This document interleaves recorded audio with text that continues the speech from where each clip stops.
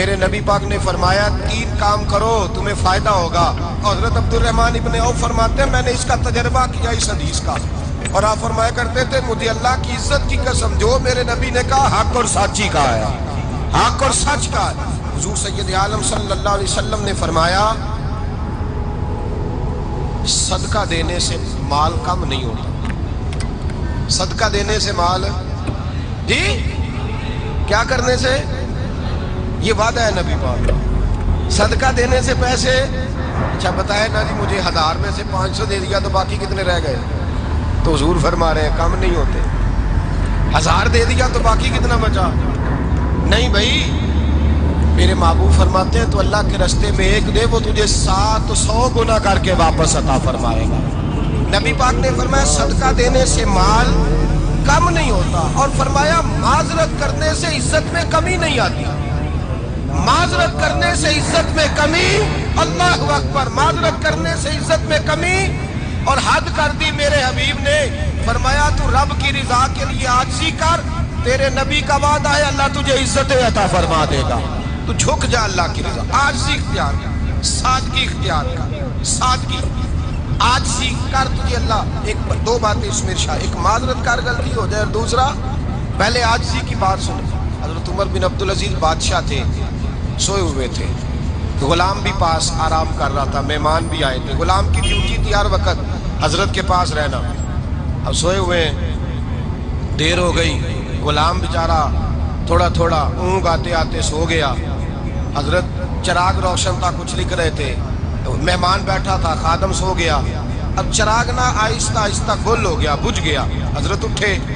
بوڑھے آدمی تھے چراغ صحیح کرنے، مہمان کہنے لگے حضور میں نہ کر دوں، میں نہ کر دوں، کہنے لگے نہیں تم مہمان ہو، مہمان سے خدمت نہیں لی جاتی، تو اس نے کہا غلام کو جگائیے، فرمانے لگے ابھی تو بیچارہ سویا ہے اور نیند سے بیدار کر دوں، خود گئے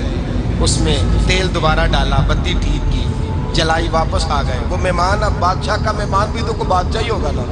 کہنے لگا حضور آپ اپنے کام خود کرتے ہیں، کیا لفظ ہے، کیا حسن ہے، اور 2 جملوں میں کیا تاثیر ہے، آپ فرمانے لگے ہاں میں اپنے کام خود کرتا ہوں، جب میں گیا تھا تب بھی عمر بن عبدالعزیز ہی تھا، اور جب چراغ صحیح کر کے واپس آیا ہوں تو پھر بھی عمر بن عبدالعزیز ہی ہوں، میرے اندر کوئی تبدیلی آئی، میں وہی ہوں جو گیا تھا۔ حضرت سیدنا فاروق اعظم رضی اللہ تعالیٰ عنہ فرماتے میں بیٹھا تھا، اور ابھی 3 دن ہوئے تھے نبی پاک صلی اللہ علیہ وسلم کے وصال ظاہری کو، میں بیٹھا ہوا تھا، 2-3 بچیاں آ گئی، اور حضرت ابو بکر صدیق رضی اللہ تعالیٰ عنہ کے سامنے آ کے بیٹھ کے رونے لگی،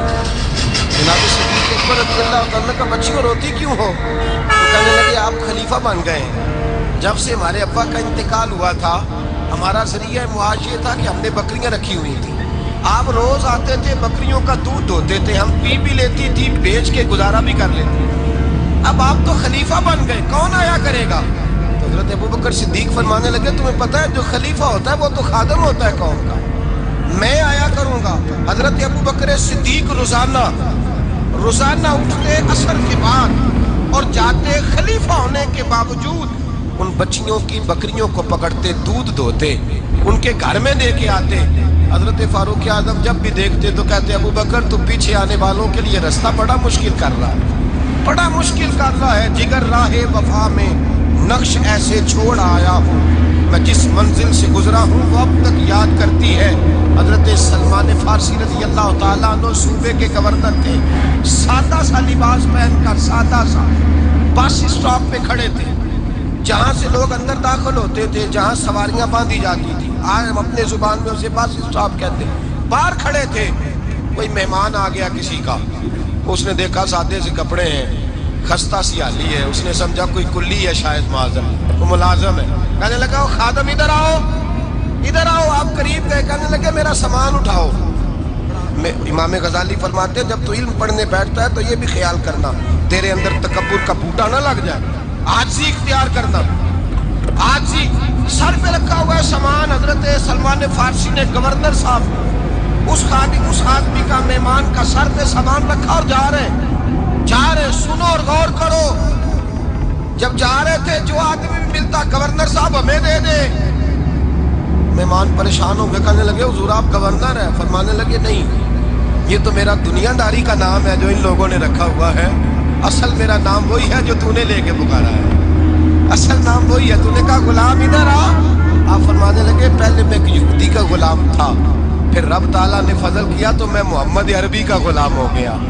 رسول اللہ کا غلام ہوں، اور جب میں نبی پاک کا غلام ہوا ہوں تو اس سارے صوبے کا امام ہو گیا ہوں، تو اصل تو میں غلام ہی ہوا نا۔ دوسرا میرے نبی پاک صلی اللہ علیہ وسلم ایک تو عاجزی سے عزت ملتی ہے، تکبر سے عزت،